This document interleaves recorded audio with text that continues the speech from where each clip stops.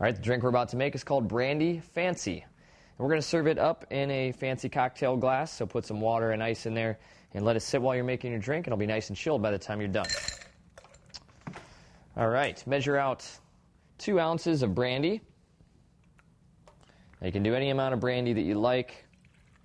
It's up to your preference or the restrictions you have in your particular bar. Give it a splash of maraschino liqueur, a splash of bitters, and take your shaker. Give it a good shake. You want to get it as cold as you can. And dump out your ice water.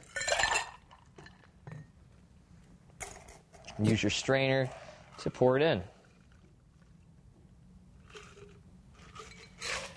All right.